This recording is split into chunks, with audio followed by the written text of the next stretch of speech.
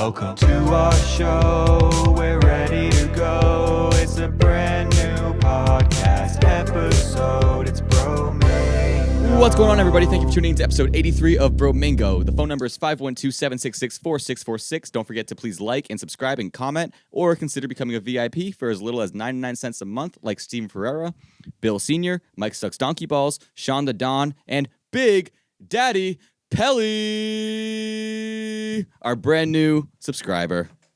I want to give a shout out to Big Daddy Pelly, actually. Please do. Please do. I want to give a shout out because I've known this guy for a long fucking time. You guys go way back. You know what I mean? You go way back. Like way, way, way back. I actually was there. I was there when Big Daddy Pelly first stepped onto the scene. Right. Did you know that story? Well, dude, I know he came from the underground, so I don't really know. Yeah, completely underground. You should tell it. So he was doing these shows in like, oh, you know those like storage containers? Yeah, like yes. He would run these shows because he's a badass, man. Big Daddy Pelly is like that real shit. He would do these shows where you would show up at a storage container and then he would open it from the inside, do a whole fucking performance, and get arrested at the end. It was amazing. It was unlike anything I've ever seen. Like an unplanned arrest. No, fake cops would come in and drag him out, and the audience would just be left like, what the fuck? What the fucking fuck? You'd be wondering if it was real or not. Yeah, exactly. I mean, exactly. That was so long ago. Now we all understand the lore and stuff. Right. Yeah. Absolutely. Now we all know that Big Daddy Pelly's just on that. He's almost like like an Andy Kaufman type. He's one of those, mythical American figures, a Johnny Appleseed, if you will, dude, who just wanders around the nation, spreading joy and love and apples everywhere. I've always found it hard to describe his music. How would you do that? See, it's almost like if. It's almost like if an artist, like one of your classic artists, like a Bob Dylan or like a David Bowie or a Leonard Cohen or Annie DeFranco. It's like if one of those poet lyricists just sort of fully devolved into a degenerate scumbag. Like the most prolific dirtbag ever. Yes, Big Daddy Pelly is like he is the. I'm trying to think of a really prolific. Do you know Viper? No. Oh my God, dude. You have to look up Viper. Okay. Viper is a whole can of worms that we could do an entire episode about. But Viper has one hit song called Y'all Cowards Don't Even Smoke Crack. And it's just an amazing, his whole artistry is so amazing. His thing is just him in front of a green screen performing to songs. He has hundreds of, maybe over 1,000 songs out. And most of them are remixes of his older songs into barely different songs. Viper is so funny. And in the last few years, Viper's whole like his stems are owned by his Discord now. He finally got like a fandom. It's for the people. That but I don't think it was intentional. Oh. I think his fans stole his music. Okay. Yes. All right. Because they pump out Viper songs like a factory now. Because it became such a meme that he would put these songs out and like so prolifically, but like they're practically the lowest effort music you could. But it is art. Like it's hard to if you watch one Viper video, you'll be like, oh, okay, here's a maniacal artist. Yeah, sure. Nate just pulled him up on Spotify. He showed me. So yeah, it looks amazing. So looks absolutely amazing. I also just to circle back to Big Daddy Pelly. He saved my life once. How did he do that? He saved my life on a jungle safari. Wait. No, I swear to God. This is on my life. Big Daddy Pelly and I are walking through the Amazon rainforest. Yeah. And we're on this tiny little, rainforest tour. And we get mugged, on foot or in a Jeep? We're on foot, dude. We're walking through with a guide. And someone pops out with a switchblade knife. Wearing it was insane, dude. Right out of the bush. A switchblade knife is one of the most dangerous knives you can encounter. No, and they were like a greaser. Like their hair was all greased back. They had like a leather jacket on that said the Vipers. And they were like, give me your cash. Give me all your money. And then it was on I swear to God, story sounds ridiculous. Amazon Rainforest, 2014, Big Daddy Pelly and I was a freshman in high school. And Big Daddy Pelly walks up to the guy and he just without even a fear of the knife, he puts his hand on his shoulder and he says, "Brother, you don't need to be doing this. Right. You can go back home and we'll give you the money, but you don't need to do this anymore." And then he fucking stabbed him. So I had to carry Big Daddy Pelly back up the fucking trail that we were on, Dude. get him to the first hospital I could find. And let me tell you, they don't call him Big Daddy for nothing, you know? Carrying that man was no easy feat. Right. I mean, he's what, 500-600 pounds? Right, nearly. I'd say nearly 6. At least, yeah. Yeah, wow, holy shit. No, but shout out to all of our VIPs. Yo, yeah, big shout out. I'll give him But another top. this week, especially Big Daddy Pelly, and I'll continue to shout him out as much as I can because the memories I have with that guy are endless. Right. I could talk about him every week. I could tell you a new Way story. more than you have with Steven Ferreira or Bill Senior yeah. or Mike Sucks Donkey Balls or Sean the Don. I barely know those guys compared to Big Daddy Pelly. I mean, Big Daddy Pelly and we were practically in the womb together. It's like a brothers from another mother, but we had the same mother. You know what I mean? So it's one of those weird things, you know? Right. I mean, as opposed to Mike Sucks Donkey Balls. Like, yeah, that's a good guy. Don't get me wrong. That's one of those good guys. Like, I like him, but he hasn't Big saved Daddy my Pelly. He's not Big Daddy No, he's Pelly. not. He's No just one not can on be. that same level. No one could be him. No No one one could could be. be him. No. Well, we're going through some changes, man. As Ozzy Osbourne once said. I don't want to talk about it the whole time, but I do just want to say that I think my biggest gripe with Mike's quitting is that now we're just a fucking Zoom call, and we used to be a cool, fun, unique thing, and now it's just two guys having a fucking Zoom call.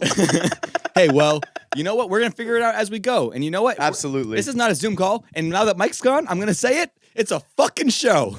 This is a goddamn show. It's a motherfucking show.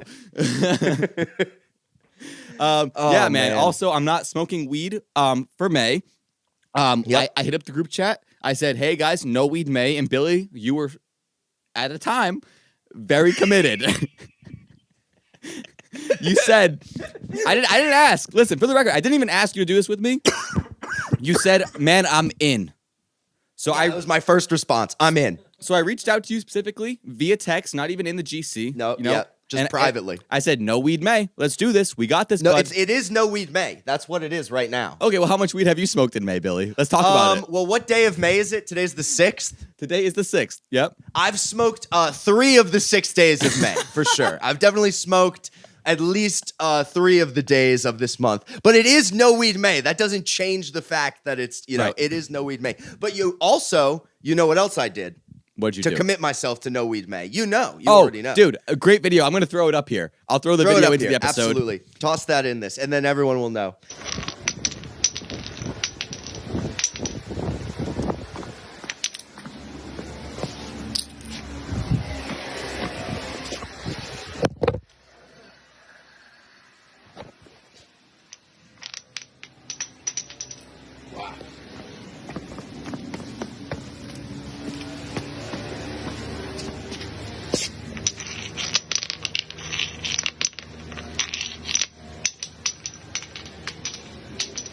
Holy shit. Shout out to the glass makers, man.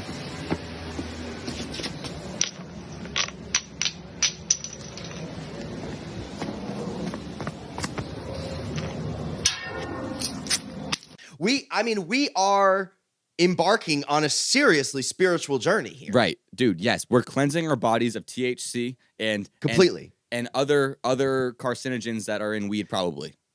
Well, I don't know about you, but I'm also I'm exercising demons over here every day. You know what I mean? Like how so? This is Meditation or like saunas prayer, or meditation. No, I'm just Just going sweating for a them laugh. out? But no weed May is hard, man. It's fucking hard because as soon as something bad happens in your life, you just want to fucking rip right away. Yeah, I will admit I let everyone know. You know, I'm being fully transparent. You were here. open about it right away. I did break once because I got home from a show which I wasn't too pleased with. I felt stressed out the entire night. I felt sick and I got pulled over on the way home. Yeah. So you know what? I was stressed out. I was like, you know what? Fuck it. I mean, I wanna knock the fuck out right now. So smoked a little bowl, went to bed. And then you know what? Last night and the night prior, I said to Chris, who's also embarking on this with us, Yes. I said to Chris, hey, man, I don't know. Well, Chris is the only one who hasn't broken. He is, which dude. is so funny Shout because out he to jumped Chris. in. He didn't Shout even out tell to us. fucking He didn't even Chris. tell us he was doing No. it with us. He just joined. He just was doing it, and then a few days in was like, "No Weed May is a real bitch, huh?" And we were like, "Oh, holy shit, Chris is in." Dude, yeah, so he's far more committed than us who came Yeah. up with it, right? Right. But yeah, I told him both 2 nights. I was like, man, I might smoke when I go home. And then last night, I said, I'm gonna set off my devices right now. I said, hey Siri, we're good. Flip a coin, right? I said, heads I smoke, tails I don't, right? Tails. That's great. Went That's straight great. went straight inside past the box of weed, man. Don't eat it. Don't eat it. Don't want That's it. good. That's good. Yeah, I mean, I told you this already, but this is, this is how these things work. It's like you can smoke for months straight, years even. Yeah. And it'll just be, normal, standard, whatever. And then as soon as you tell yourself you're going to quit, all of a sudden everyone you know is gifting you weed. You know what I mean? I like that May 1st. No. April 30th, I'm helping some friends move out of their house and they just gift me like an ounce of shake. Completely free. And keef, tons of keef. So Yeah. that I'm sitting on that now, and I'm not really like, I know we're saying no weed May, but I do have further goal. I have longer aspirations. I'm thinking Okay. potentially we roll into a no weed June, no weed July. Like Yes, that's I- on the table for me. Me too. This is what I would if so say, let's say in theory, you continue to break, okay? Right. I this is what I would do if I was you, because this has helped me a lot. I would keep a journal. And don't shame hear this. Don't shame yourself. Don't be like, oh man, I suck. I fucking broke. I smoked weed. No, just be like, okay, I'm gonna write down. I'm gonna write down when I smoked, what time I smoked, how much I smoked. Yeah. So then Yeah. next time you have to break, just do a little less. Yeah. Make the gap in between each smoke a little bit more to the Well, point it's where you're funny not 'cause- anxious about it anymore. We're saying break, but I would say I've only broken once as well. I just didn't necessarily start no weed May until May 3rd. That's not you how know it what works, I mean, Billy. No, I understand. I'm not defending myself. I'm explaining the nuance of my addiction here. Right. May 1st and 2nd, I was actively messaging you, no weed May, how hard is this? And just ripping bowls. And then I admitted that on the 3rd. I think I actually texted you guys, we're in this together, stay strong, with a fucking bowl in my hand. Dude, you're such a dirt Like bag. that is how bad it is, though. You know what I mean? So that. Hey, look, I have no excuse. It I is- have no like. it is shameful, but you came clean. Right. Exactly. And then I've turned it down every time since, except I also just had a shite night. Or the first day I committed, I slept 0 hours. I think I told you this too. I slept 0 hours, and then I got rotten news the next day. So that night, I had friends offering me dabs, and I was just like, whatever. At this point, whatever. Yeah, fuck it. Yeah. And I honestly didn't regret it, but I also Nate's geeking at that. No, yeah, I didn't. Like, I don't know if you've experienced this, but when I was first smoking weed, the first time I ever took a full year off, I think it was actually somewhere between like 8 and 9 months, but it was like, like almost a whole year. When I smoked again, I felt fucking horrible. Not physically, no anxiety. The high was a dream, but my just guilt set in so hard for having broken. This time did not feel that way. Then again, we're talking about 20 hours versus 8 months, which is, very different process. Yeah. But Well, certainly the guilt and shame doesn't help in any way. no, doesn't help Like, you quit. That's for sure. I think No. there's something about maybe the fact that we were both raised Catholic that we think that punishing ourselves is going to help us. Yeah. But I think it's easier to approach it in a more loving and logical way where it's just like, Yeah, well, okay, you know what? a little less, be a little better the next day. You don't have to be perfect tomorrow, but be a little better tomorrow. Yeah, there's two things that I find really helpful because I took October off, which longtime watchers of the show will remember. I smoked no weed and no cigarettes for all of October, and it was great. But I by the end, I was like, oh, like I Yeah. remember October 28th, I was asking my friends if I could smoke with them, and they were turning me down because they knew that I had been like 28 days into a committed thing. They were like, no, dude, no, they were like, and I appreciated that at the time. And Yeah. like, I had a similar appreciation for my friend who was like, do you want to smoke or are you still taking a break? And I was like, I am still taking a break, but I definitely want it. You know what I mean? Like, Yeah. it was like, it's the same sort of feeling. It's like, sometimes the social, this is no like major revelation. Anyone who's smoked, drank, or done any sort of recreational thing knows this, but like, and I don't even mean drugs, but like just anything you can do with people, doing it with people is the part that brings you joy. You know what I mean? Right. Or we are inherently social beings. Mhm. So I definitely like will continue. Like I know for a fact next time we record, I will be able to say that I haven't broken again. But I also like, just because I am saying those things out loud to myself pretty much whenever I'm alone. Just like, I don't smoke. I am not a smoker, Yeah. I am deciding not to smoke. Like those, they're not even affirmations so much as they just are like, you just have to like start tricking your brain into thinking that you think that way. You know what I mean? Right. And a big thing for me too is that like I have to tell myself, hey, you're not even going to really enjoy this a whole lot. No, yeah, absolutely. Like, absolutely. It doesn't actually make me enjoy anything that much more. I could watch the new episode of Succession blasted and miss half of it, Yeah. or I can watch it sober and be like, that was amazing. Let's just take a second to sidebar how lucky we are to exist during Succession. I think dude, look, I love it, but I think I got to be honest, man. It's really good, but it's not amazing. There's something about it. It's losing me. It's losing. It always has. I've always been kind of in and out. It's the same I'll be shit honest with you- over and over. I'll be Right honest now with it's you, Blake. different. Now it's different. Every Sunday that I tune in to Succession, while I'm watching it, I feel like it's the greatest show that's ever been on television. Really? Okay. I am being dead, But dead serious, no exaggeration. I hear that I am opinion- just marveling at how quality it is all the time. Yeah, it really is spectacular. The acting's amazing. And dude, have you heard the interviews with like say Kieran Culkin or the guy who plays Kendall? Yeah. Dude, Yeah.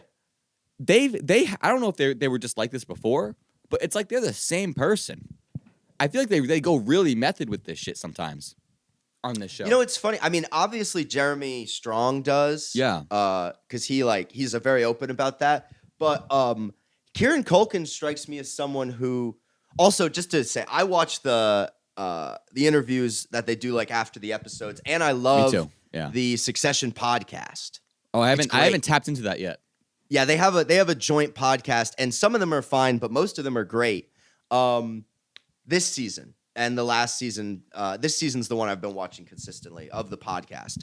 But like, oh my God, dude, that show has such a stellar cast, and it's Yeah. just like, do you remember the experience in doing case shows of just like doing theater for Yep. anyone who that makes no sense to, for like those few months or weeks or whatever, regardless of if you like these kids, you're like seriously a community just because of you're all part of this thing. Right. We called it Hell Week, the week prior exactly. to the show. Yeah. There's You just see the same people every single day, and you're all working towards the same goal. Yeah. at a professional level, entertainment is just like Hell Week every week. So they just sort of like exist in that, which is so crazy to think about how like they are a family unit, and that's part of the reason they represent one so well. But like simultaneously, they are so blessed with the writing on that show. The writing is incredible. Yeah, it really is. And there's always so much going on. Everyone's got a different angle, right? Yeah. And they're all coexisting and fighting each other. Like, dude, all right. And I'm going to try not to give anything away because, like, no spoilies, right? But Sure. that last episode, right before Kendall's about to go on stage, Yes. dude, like, that conversation, that back and forth where he's just like, hey, I could ruin you. Yeah. That's a Dude, great scene. That was an awesome scene.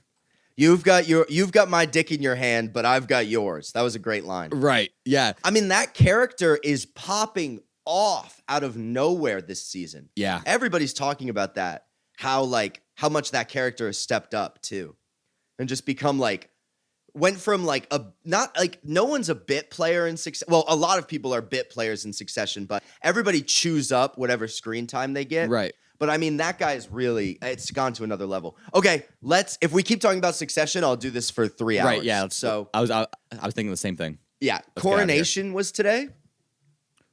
The king, new king. Oh, Yeah, okay. new I was king. seeing memes, but I didn't Yep. know why. Okay. Yep, That makes big sense. coronation Wh- over the what's his pond name? at our Philip, right? Should we shout him out? No.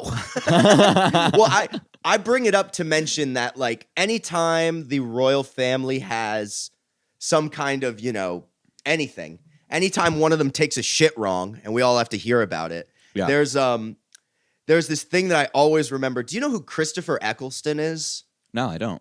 British actor. Oh, he might be he might be a Welsh actor. I actually don't know if I think he might be Welsh or Irish or something. He's from one of those Britain adjacent, It's in the UK. white colonized, old time British colonized sort of things. Yeah. He hates the monarchy. Just so you know who he is, he was one of the Doctor Who's. Got you. So he openly doesn't like the monarchy. Yeah, he hates them. The more I think about it, he might be it doesn't matter. He said something one time in an Instagram post or on Twitter. I don't even remember what it was, but it's a famous thing. And I just feel like if you're not at this level, it's almost like everything seems like child's play to me when it comes to anti-monarchy sentiment. But he was tweeting, he would refer to the queen as that cunt in the crown for the longest time. And it's I think a lot of people, there's a whole different culture of cunt over there. Obviously, Different that word connotation. is. It's much more casual. I know for a fact, one of the 6 people listening right now are very mad that I'm even saying it because my mother hates that word. She hates that word, and I get it. But just It's harsh. the notion, Yeah. I'm pretty sure he got in a lot of trouble for saying it, which makes it funny too. Just the notion that you can call someone something so vile and so biting that you can actually face repercussions without being, obviously, I'm not, thinking slurs. Slurs are a whole other world. But to say a cunt in a crown about the Queen of England is so funny. And I think as Americans, we should refer to Philip as that more frequently. I think that I would love if that caught on, honestly. But, it starts from within. So you and I will have to start referring to him that way first. I've made the argument before that certain words are wrong. Say that word is fucked up because it is about women. You know what I'm saying? So use it towards men. Take the power away from it. Yeah. You know, or change the connotation of it so it's not sexist. Or Yeah, no, I think that there's an argument there. I also think that it's more complicated. I just think there are instances where you can. I'm not the one who's going to solve this. I know. No, yeah, neither of us are going to solve this here on this podcast. That's for sure. But also, I just I agree with it when it comes to cunt because we have the built-in other countries. Australia. I mean, we're not even mentioning Australia. It's every other word. It's every other word. Yeah, it's every other word over there with anyone you know. Your fucking priest will call you a cunt at the wrong day. You know what I mean? But I genuinely I think with that word, it probably is slightly different. I think with most other words, because I had a conversation yesterday where a person was making a very similar argument that you just said of just if you take the context and if you reverse it, very often the word sort of it doesn't hit as it won't hit that same way, it won't slice into you the same way. Right. But I find the phrase "cunt in a crown" hysterical. It is. Regardless, It's great. it's just a very because it's alliteration. Actually, it's got it's a microcosm of everything that makes comedy work, at least in the English language. Absolutely. As far as I can understand it, because you've got that hard sound. I don't know if that's coming up from the microphone, but you've got that that sound is inherently funny. There's a reason fuck is our funniest one of our funniest words. Yeah. Is that hard sound. There's a great clip of one of the all-time comedians, explaining how there's just like something funnier about the word Buick than another car. And that's part of what helped me, because I definitely didn't spend 4 years and almost $250,000 trying to learn what makes things funny. I would never do anything that stupid. But I definitely Never. from a video, never. But I definitely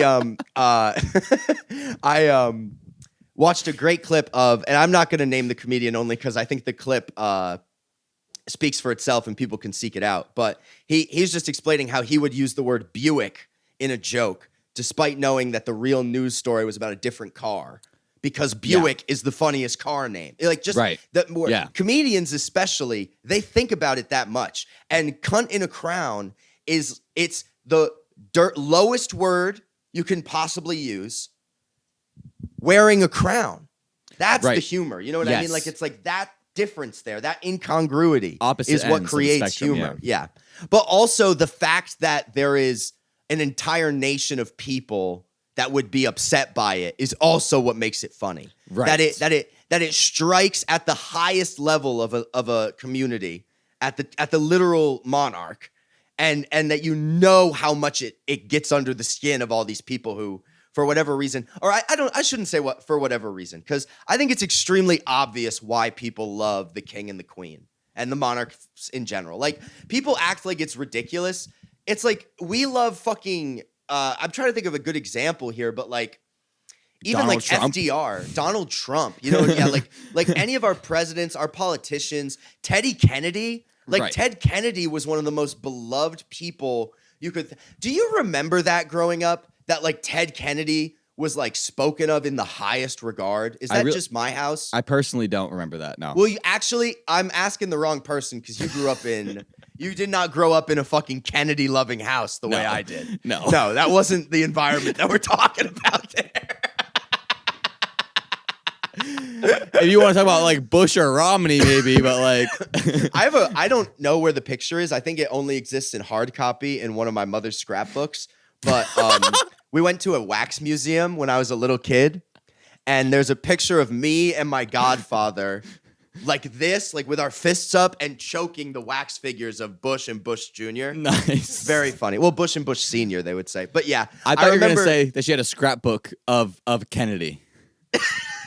That's why I geeked, because I was like, I remember in our scrapbook of Ted Kennedy that that's funny. You started laughing, and I was like, what is this kid fucking laughing at? I just started the fucking I thought that was where you were going. No Ted Kennedy scrapbooks, but I remember winning a raffle at the American Legion and going for some event and going up, and I could pick any item on the table, and I picked, this is just to show you like the environment that I was in. I picked the Democratic Party from Jefferson to Clinton. Jefferson to Obama, or whatever it was. It was like every Democratic president broken down. And the Kennedy section of that was most of the book, which I loved. Yeah. Dude, I don't know anything about them, honestly. I don't know anything about the Kennedy. Honestly, I just don't know things. So you don't know why you don't know why I even brought up Ted Kennedy? No, not really. Ted Kennedy, I mean, spoilers, Succession. I'm just going to say that now. Spoilers, Succession, to bring it back to the one thing we said not to talk about anymore. What Kendall does in the season 1 finale is based on a real thing that Ted Kennedy did. Ted Kennedy killed someone that way. Gotcha. Oh, yeah. Okay. A hooker. Well, oh my God, I shouldn't say that. A sex worker. There you go.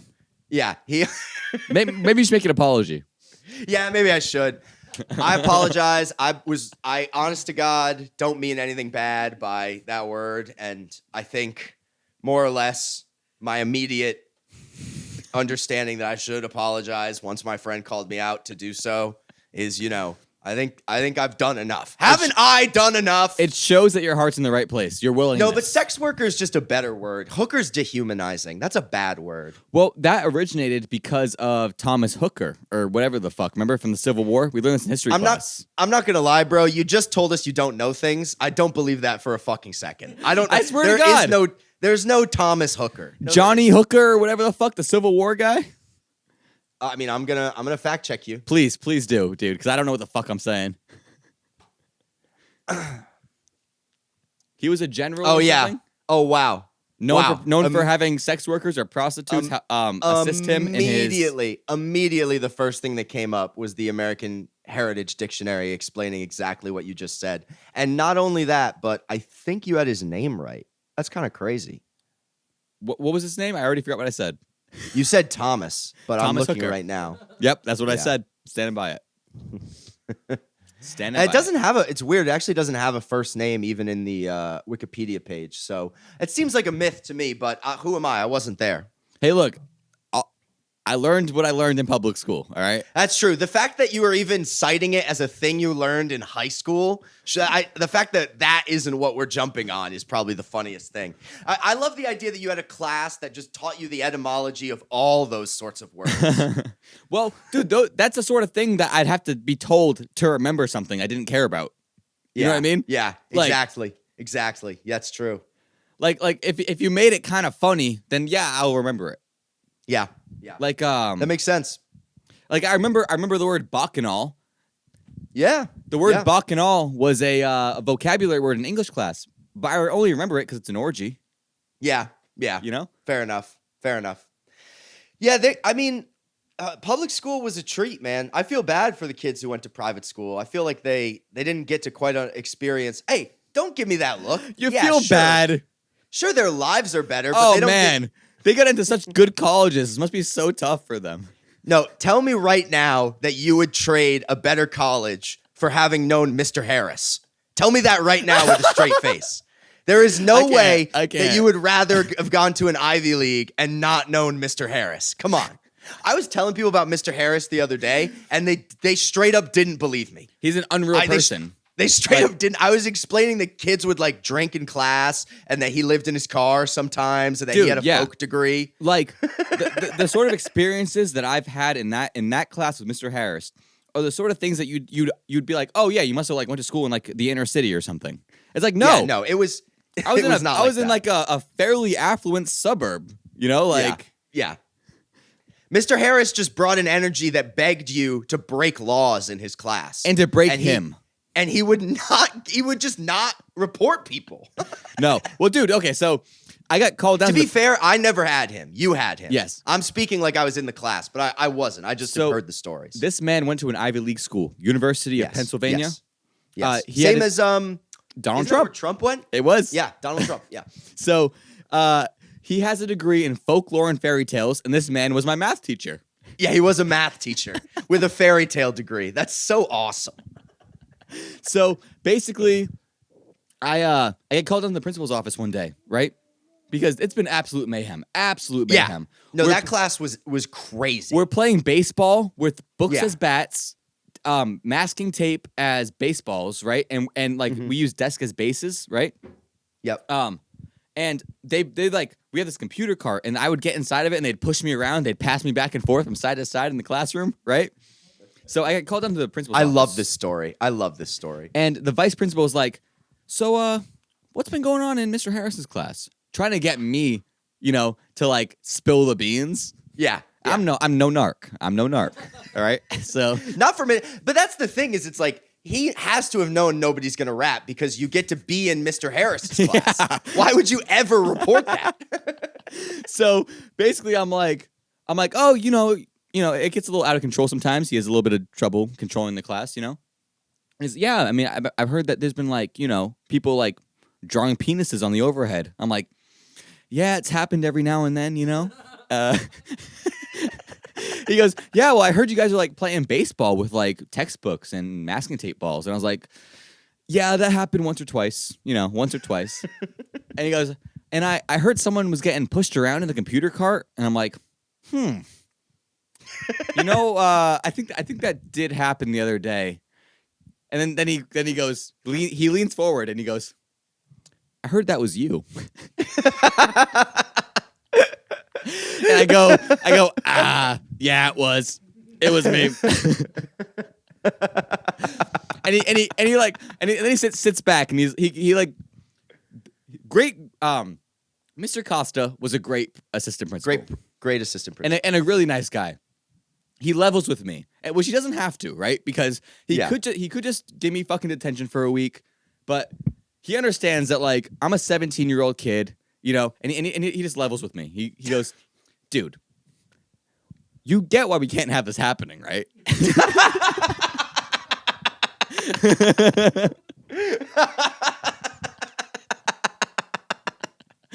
And I'm like, yeah, honestly, you're right. I'm sorry. I won't do it again. Like, but dude, it was so funny. This man is just so exhausted by the trouble this teacher is causing him that it's like he just like he's exhausted. He's like, dude, and that like, was can you please not the, do this? That was the defense against the dark arts position. Because every single year we were there, a new teacher would be brought in to teach that same class, and every year they would leave or get fired. So the teacher who he replaced, Mr. Darling. Oh yeah! Oh my god! Shout out to that piece of shit. Fuck you. Holy shit! All right, so this man, right? One time I'm in class, first period I have him, right? So they do the Pledge of Allegiance, right? As they do in every public school. I'm setting up, I'm putting down my backpack, I'm sitting down for the day, right? I'm tired, bro. They start the Pledge of Allegiance. Everyone stands up. I'm trying to organize my desk for the class, you know? And he goes, Blake, stand up. Dude, and I just learned this was an ADHD thing. When I'm told, I'm gonna speak for myself. When I'm told to do something that I'm already planning to do, I get very upset. I hate it. Me too. It's like, dude, like, give me a fucking second, you know? Yeah. So, but me, being the little shithead that I was, I go, I know for a fact you can't make me stand for the Pledge of Allegiance. So you became a fucking Jehovah's Witness for one fucking period. So I said, no, actually, I'm not gonna do it. And he's like, Blake, stand up. You're being so disrespectful. I'm like, no, not gonna do it. No thanks. And from that point on, he hated me, right? Yeah. And, dude, one time, I don't remember exactly what I did, but he started mocking me in a way, and he was patronizing me, right? So I was like, yeah. I in front of the entire class, he was doing this to me. So I said to him, Mr. Darling, are you patronizing me right now? And he was taken back. Because I correctly used the word patronizing, like. So he goes, yeah, I am. So I go, well, cut it out, you turkey. That's so funny. I called him a turkey, and I got a detention. Damn. But in my defense, it was Thanksgiving. It was November. Okay. It was a seasonal joke. It was a seasonal insult. It was a seasonal word. Yeah. Yeah, he gave me a detention for calling him a turkey. Yeah, well, that guy got fired for being a fucking creep, so. Yep. Fuck that asshole. Yes, he did. Yeah. Dude, to this day, man, I wanted to tell a story about the computer cart, the same computer cart that you were mentioning. Go for it. Because I think we had one in the whole school, if I'm not mistaken. So it had to be the same one. We get sent to go pick it up. I'm not even going to say what class I'm in, but I will say that the teacher's room was windowless and brick and very small, if you remember which room I'm talking about. Okay. Yep. Hanks. It was Miss Hanks. So I'm in Miss Hanks's class. Shout out, I dude. get a shout out. One of the fan. best. I'm a fan. Just huge fan. I believe her name is Mrs. Clark now, if I'm not mistaken. Yes. She sends us off. It's me, Wilbur, I think Matt, Beaupre. I don't remember. But we get sent off. And on our way back, I say, hey, wouldn't it be funny if we brought the iPad or the computer cart through the bathroom? Because the bathroom was right next to her room. So, and you remember it cut through the hallway, so you could take it through the bathroom and out a second door, and then around into her second door. Yes, there was an entrance to the bathroom on both sides of the hall. It was just like, why don't we go the longest way we can? And what we didn't realize is that there was a lip in the bathroom floor. Yes, and about those carts are heavy as fuck. So we pushed it into the bathroom. It made the loudest noise I've ever fucking heard, echoed in the room directly next to our class. And then we fucking are rolling it through the tiled floor, and it's just, it's making all this noise. In the bathroom, I will never forget this. In the bathroom is a kid named Mingo, if you remember Mingo. Yep, of course. And Mingo is tearing a door off one of the bathroom stalls. He's ripping it off. He's ripping it off. He's hanging on it and yanking it off. And I'm actively watching him break the hinges and rip it off. Blowing and off some steam. He's yelling, "This school is so ghetto. We go to such a ghetto school," and ripping a door off the hinges. Trying to make a point that, like, the doors are weak. Yeah. But I'm like, dude, you're a big guy. Yeah. Doors are not supposed to be hung on and This ripped kid, off. easily 200 pounds. Easily 200 pounds. Easily. On his life, when he was 11, maybe. He was not 200 fucking pounds. He was a big guy. And he fucking ripped it off the wall. And then we just didn't stop. We just rolled by and watched it. Like, we didn't even really interact. And then when we got to the other door, we are making so much fucking noise trying to get this thing up and over the lip. Like, just yelling at each other, causing a fucking scene. And we finally get it up and over. We go around and we bring it into the room, and Miss Hanks is glaring at us, bro. It is extremely obvious that the whole class has heard every second of the fucking computer cart debacle. And she starts going, "What is wrong with you guys? Why did you bring it in there?" And we're going, "I don't know what you're talking about. I don't know what you mean. We just brought it. We went around to this door. What's wrong with that?" I loved Mrs. Hanks. And I was like, she's great. I was always trying to tell her how much I was in love with her and how much I wanted to marry her. And I know that that's, like, probably at the end of the day, a really bad thing for a student to be doing to a teacher. But I hope she remembers me fondly, because I remember her as one of the most darling, incredible teachers I ever had in high school. Dude, do you remember in the shooting? Did you ever have a shooting drill in Miss Pereira's class? Senora's class? Dude, I did, because I remember sitting with Kaylee Furtado. And I remember, I don't know why. Well, I know why I remember this, but I don't know why we were doing this. We were sitting in the corner of the room, lights off, door locked. But for some reason, I was squatting. I wasn't actually sitting. Uh-huh. And I remember thinking I had to stay. I don't even know why, but I remember feeling, I think it was just the amount of room we were taking up. Yeah. I was in, like, the middle of the clump, and I had squatted originally, and now I'm just fucking stuck squatting because I can't stand up or someone's going to fucking yell at me. So I'm squatting, and all of a sudden I feel that farts are about to come out of my ass.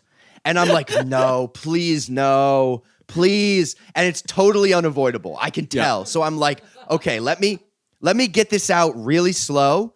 And it's a squeaky one, bro. It's squeaky. So I squeak out a long fart, and people are dying laughing. And Senora Pereira is so fucking mad. And I remember thinking that it was, like, the most embarrassing thing that was ever going to happen to me. And someone who actually people thought I had done it on purpose. You know what I mean? And so I'm stuck in a position where the only thing I can do is embrace the idea that I have done this on purpose, and that I disrespect our shooting drills so much that I'm forcing farts out in the middle of them.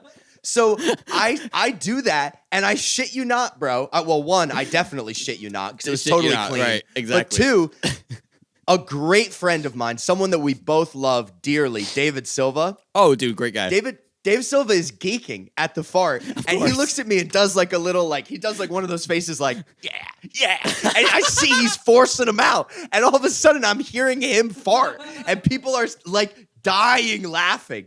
And it got to a point where we were, like, falling all over each other laughing. And I look over at Senora Pereira, and she looks like she's at a fucking funeral, bro. She is so mad that that we are farting and laughing during the fucking school shooter drill. And Hey.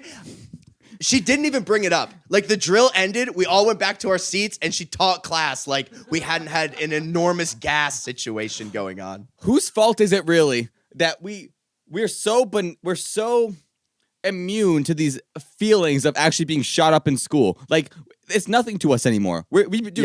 since we were kindergartners, we've been doing these drills where it's just like, this is life.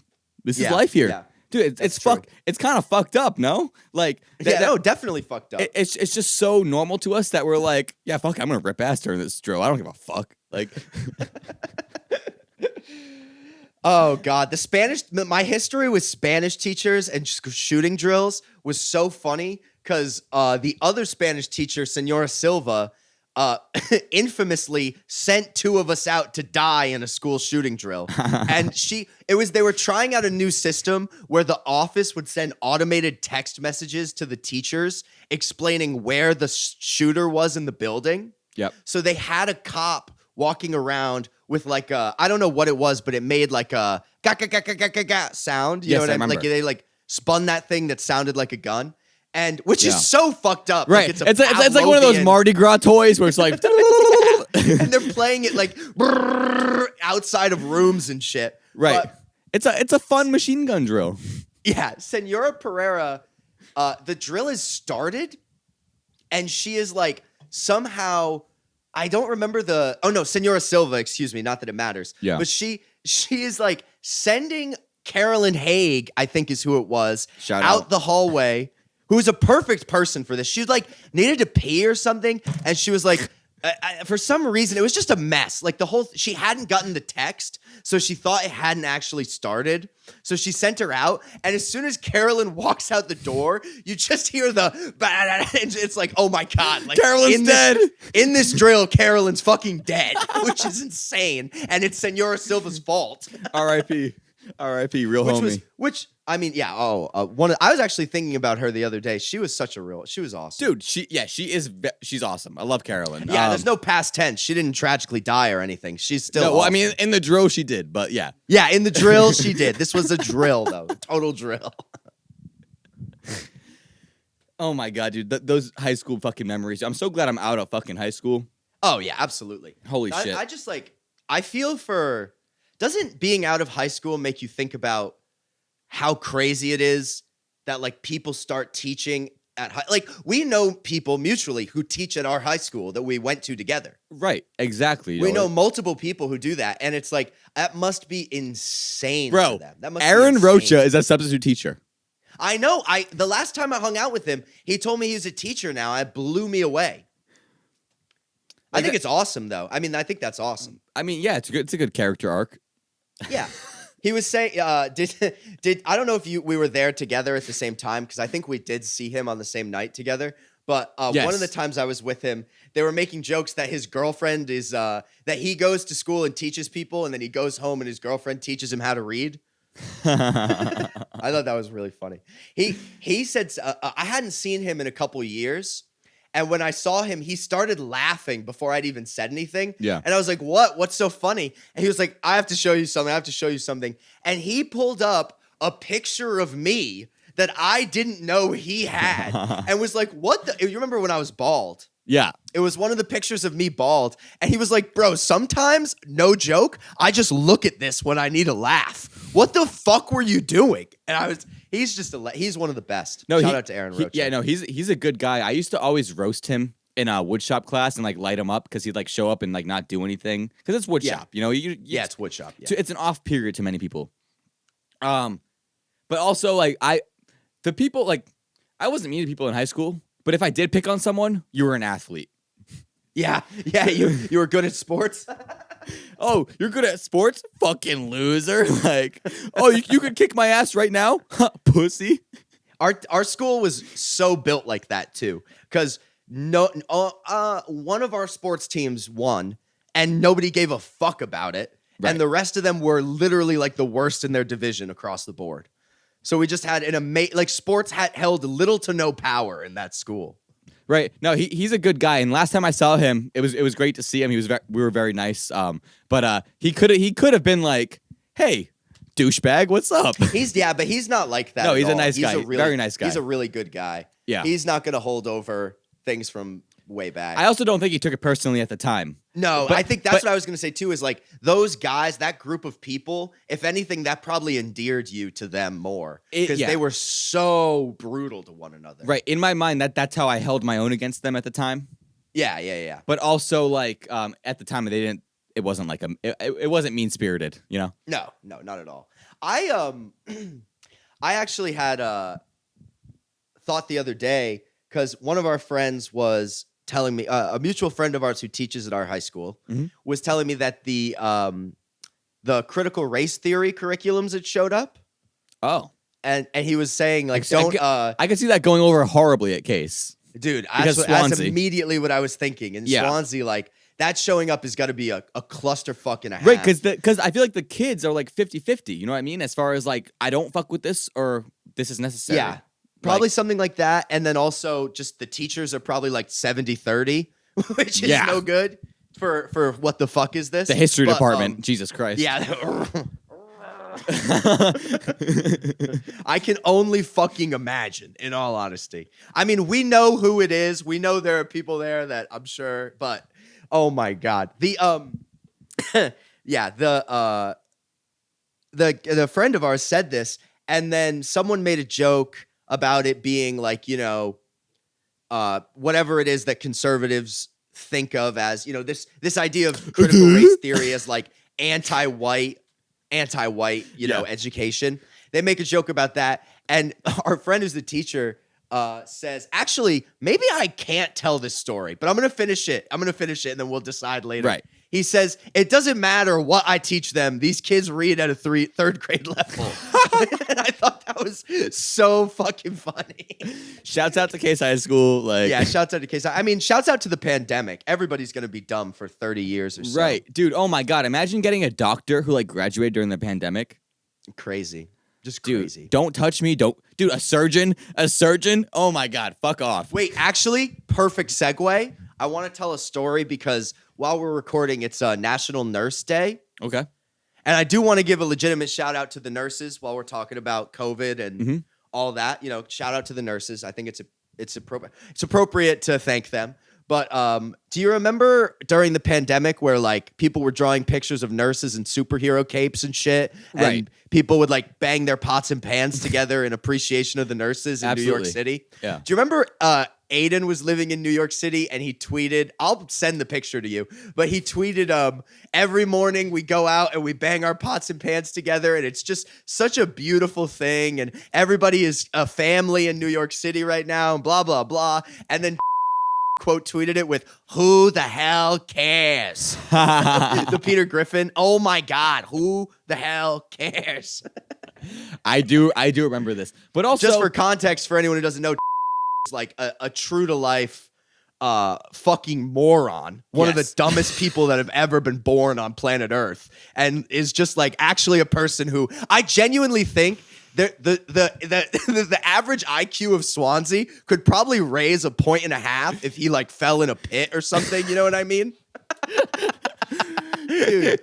Yeah, wait, maybe this is the show. Actually, maybe this is the Bromingo show. We just roast Swansea. We just name people we haven't seen in a few years and give brutally honest opinions about them. Dude, well, hey, real quick, I'm gonna bleep his last name. In defense, Aiden more or less went to New York during COVID. I mean, to see their partner, but to also like basically he wanted to be part of it. Yeah, no. He wanted to be part of it. That was what made it funny. Is that is like a guy who holds many deplorable opinions, right. And he was totally justified in being like, you are making a performance out of the national tragedy we are all in on right now. Basically wanted COVID. Not everyone, but Aiden in particular was doing that. Right. Yeah, oh my God. This is the show. We just talk about our friends, and if they ever want to know what we're saying, they have to listen to our show. Right. Dude, and become a VIP. If you become a VIP, we will stop telling people embarrassing stories about you and saying that you're the dumbest person on planet Earth. If became a VIP, I would go to his house and suck his dick. I would not fucking call him stupid anymore. I'd go blow him. I'd go give him free. I'd give him a fucking reach around and rim his asshole. I don't give a fuck. Well, on the note of rimming, I think we can close out this episode. Oh wait, one more nurse thing. Sure. I brought up nurses for a reason. Sure.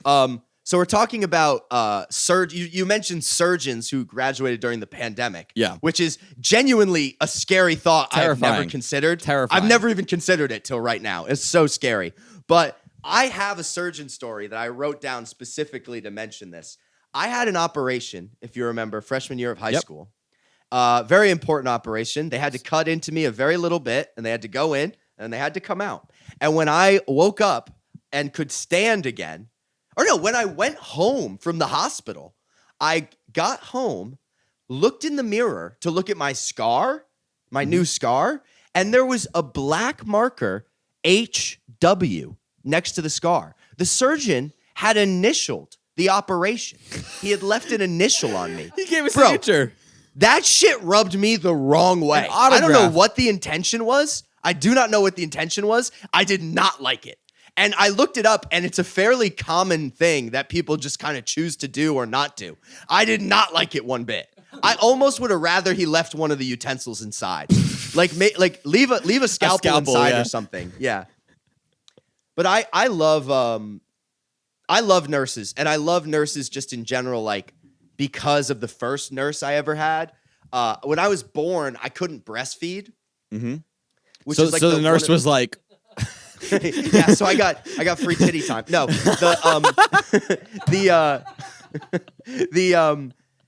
there's like two things that you're born with. You know how horses and deer and shit can walk when they're born? right, we know to suck on a nipple. Humans know how to suck on a nipple, and we're afraid of snakes. No, you have to smack the shit out of them to make them breathe. What? Remember, babies don't breathe right away. That's like the whole thing.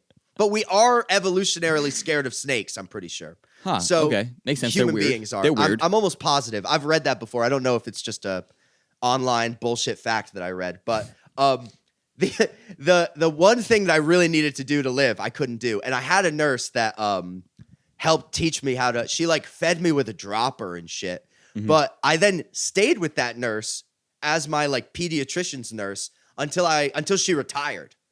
And I actually I got to a point where I would go to the doctor with bits planned. I pulled oranges out of my pants one time when she was like, you need to change. I remember I was like pulling oranges out and putting them on the table just till I thought she would. Oh no, it was because we had talked about Fat Tuesday. You know that, remember Fat Tuesday, the right before Lent?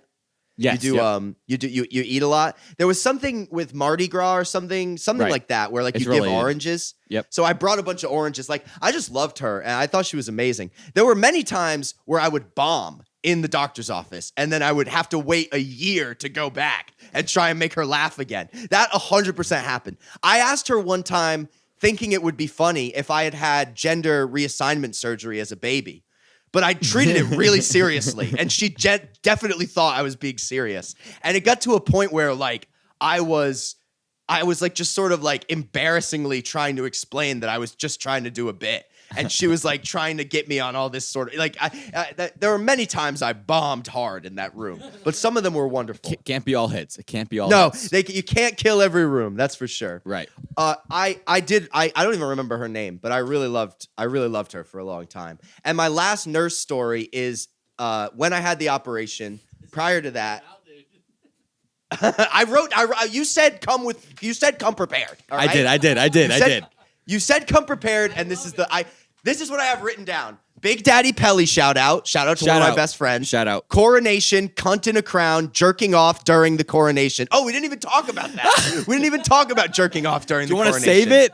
No, we'll save it. We'll save it. Yeah. Yeah, you gotta head to work soon. I do. National Nurse Day, and this is the last one.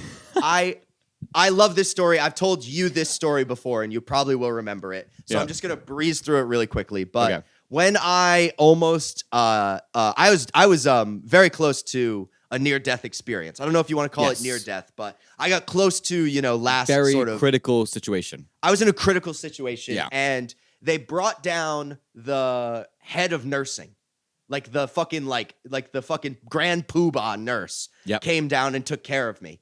And the next day, we wanted to talk to her and thank her. And I remember us talking to someone else and them being like, who were you with? Like, who was it? And we explained and they went, oh, yeah, I don't know if you'll see her again. She's kind of a big deal around here. And I remember that, like, it was almost like we were name dropping like a famous nurse in the hospital. Right. But she did come back, and she came back for a really funny reason. She came back to give me a suppository, which I had never had before.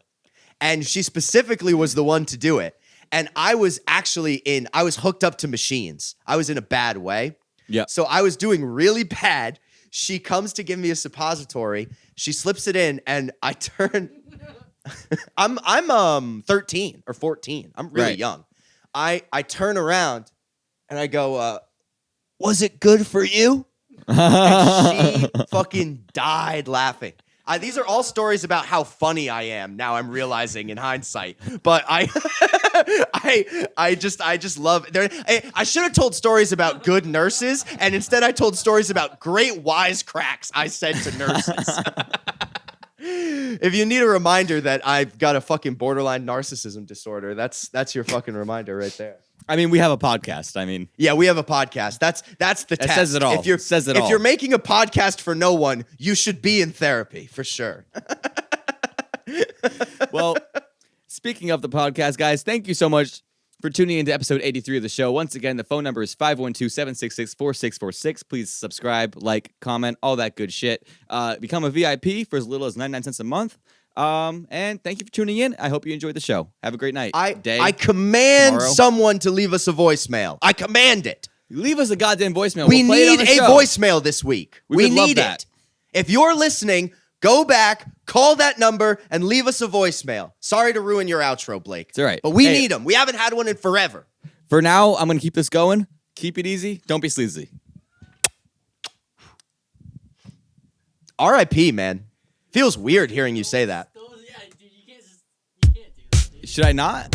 No, you shouldn't. You shouldn't do that. Coming to Keep our this in. show. Keep this in so that, like, maybe end it on no, you shouldn't do that.